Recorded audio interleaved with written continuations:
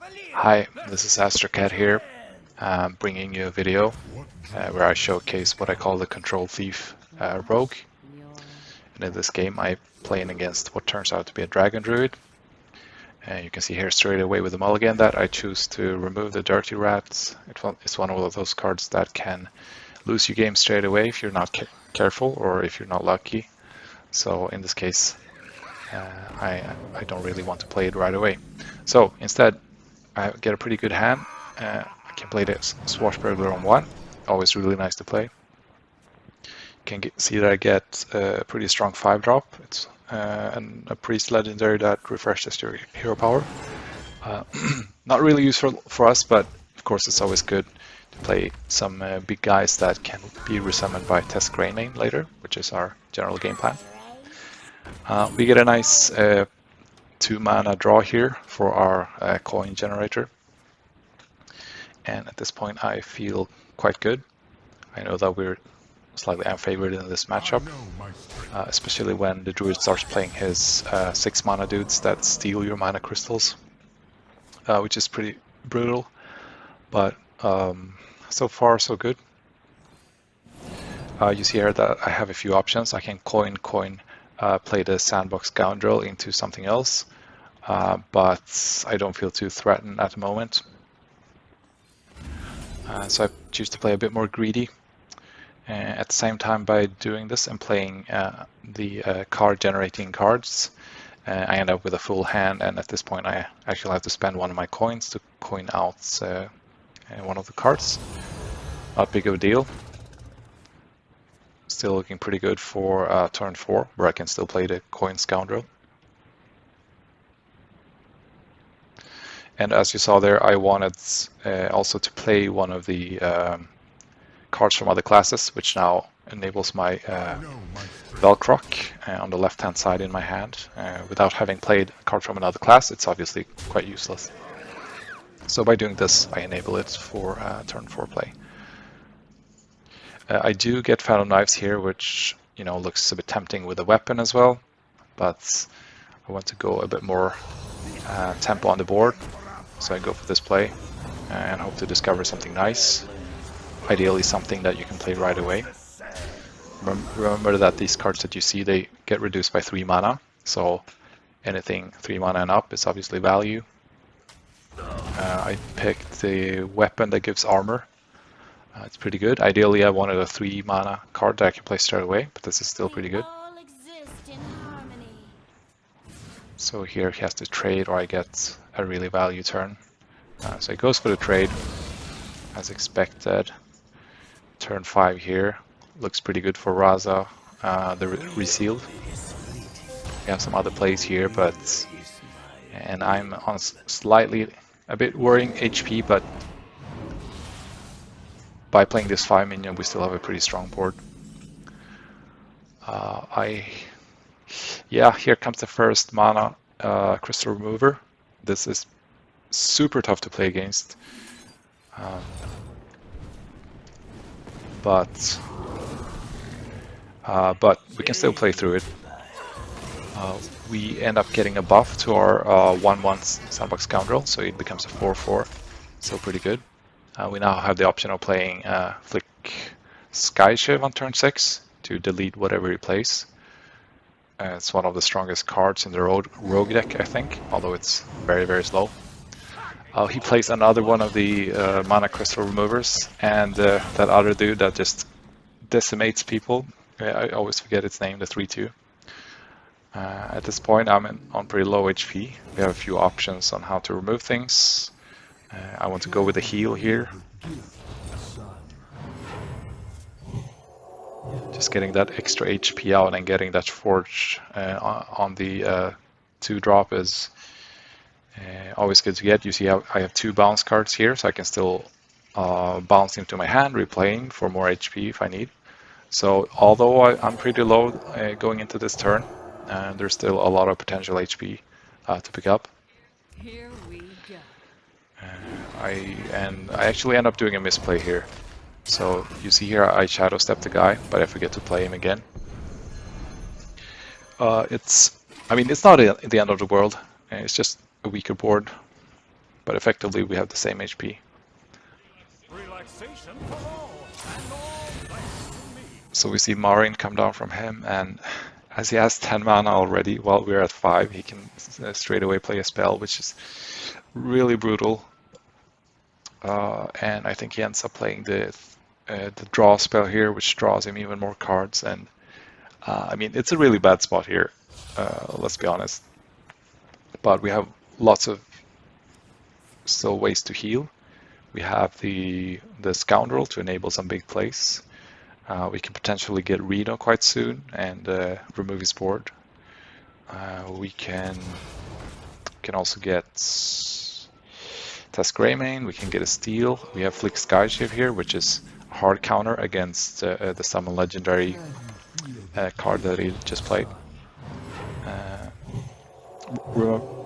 As you'll see, he'll also delete the guys in his hand that are the same. So this is really nice. We're still sitting at a good HP. Still a bit far away from Reno here. We need to, at some point we need to play him to win this game. The Druid will just keep out tempo and out value us. We haven't played enough cards from other classes yet to make Tess Greymane really effective if we are to draw her. You see that we have the Gorgon Zor Dragon on our hand. It's pretty useless now. It's one of those long game cards. Don't have time to play him right now. We also have a pretty useless 7 mana spell. We can play it to get Velcroc again, and he gets charge back, and he can discover a new card, but 7 mana is so expensive for just that, and we are on pretty low health. So at this point we need to get Reno, right? We can play Reno on turn 8, potentially, with the Scoundrel on our left side of the hand. It's not looking great right now. We have to do something to get more HP and stall the game out for Reno. We do get the Gear Shift in hand, which is amazing when you want to dig for Reno. However, our mini guy is unfortunately on the left hand side, so he'll end up getting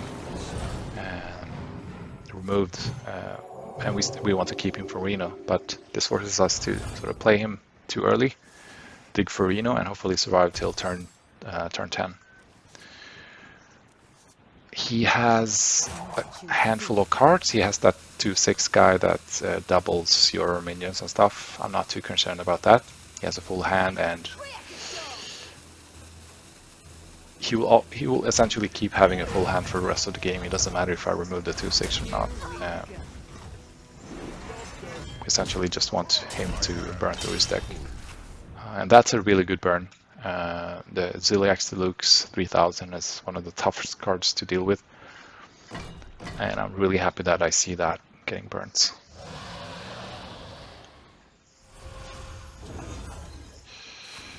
And as you can see, we're still alive. We are seeing a quite low HP in terms of what he can output. But he's spent a few swipes, I think. He doesn't have that much direct damage. And he digs for some spell. Doesn't look like he has spell damage left, otherwise he would probably go with the spell damage on the 1/1 dragons.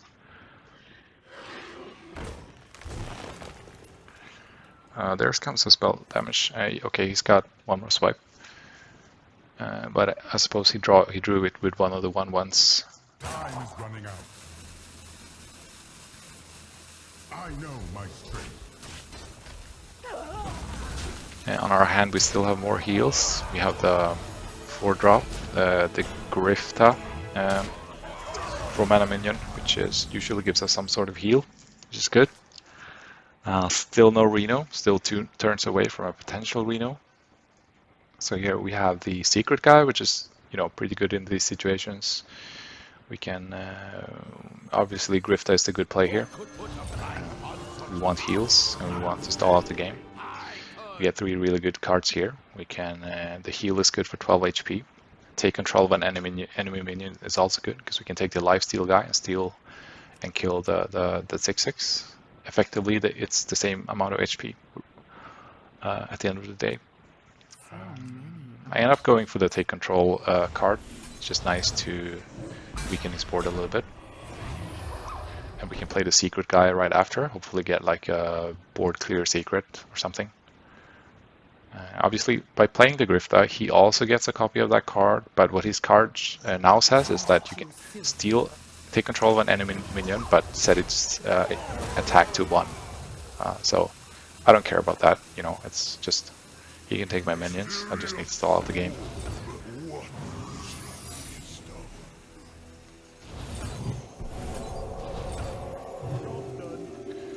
So still no Reno. We get 2 really good secrets actually. I don't know if I end up showing them here, but one is the 2 damage AoE and the other one is the draw cards thing. Yeah, explosive trap, so that's really good, removes 4 damage.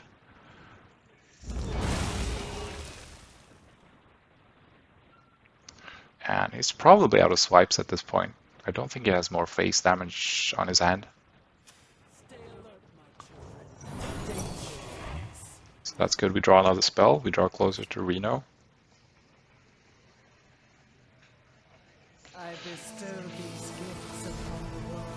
He plays that guy, which is, I mean, it's fine. He has another one in his hand, obviously, but it's not a great Titan in this situation. He can draw cards, he can heal, but, I mean, he has full hand, he has full health.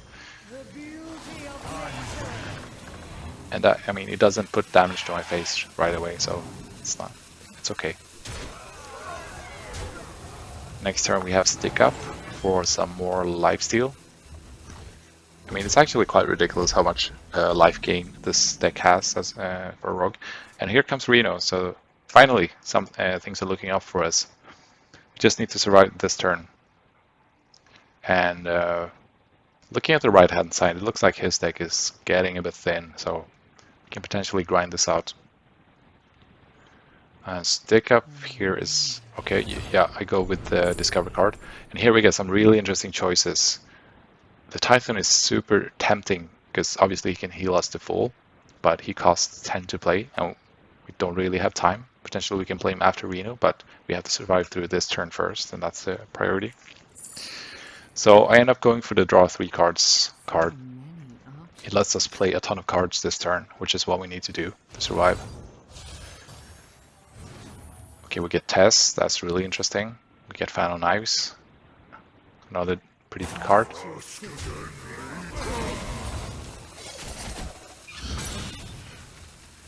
And with the Stick Up we get the Glowworm, which is what I was looking for here. We can play a 0 mana Tess here, which feels really nice. Gives us the weapon back, that gives us 3 armor. Gives us a lifesteal guy on board.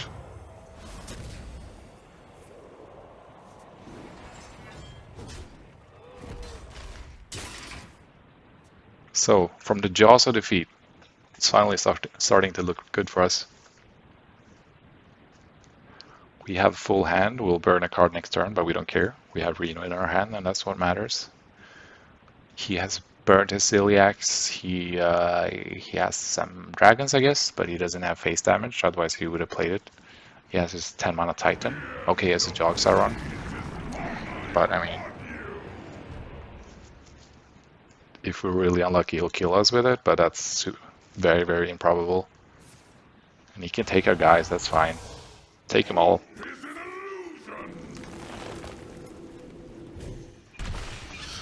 He plays some really stupid random cards here. That burns his entire rest of the deck. Oh, that Gem Tosser was would have been super scary. And now he's just down to his hand. And does he have direct damage there? No, he does not.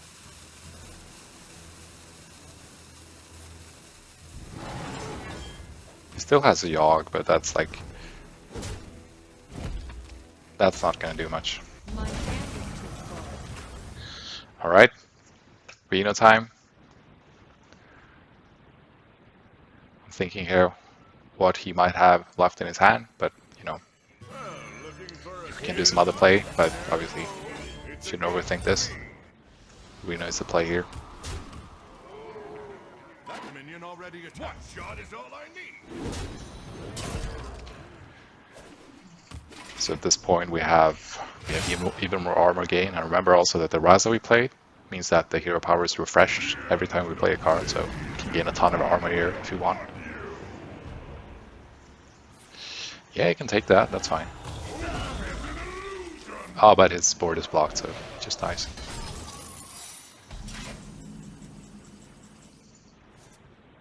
Here I have a few options. I can play Marin, obviously, to get some legendaries.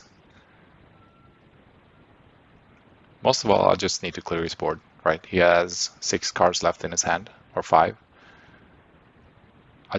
If those, I think those are minions, so if I just clear the minions, I'm good. So I end up playing Ignis here to get a nice weapon for some extra lifesteal, removal, whatever. And we always have the one-hit wonder that we just drew. That will remove the Yogg. His secret, I don't know what it is, but it's mage secret these days. They don't really kill you.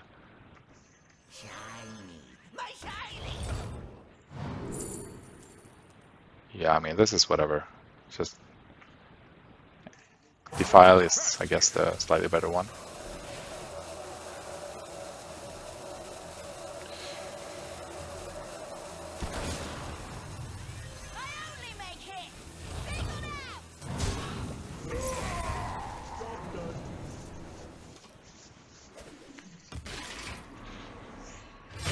Did he play his second Titan yet? I'm guessing yeah, he plays it now.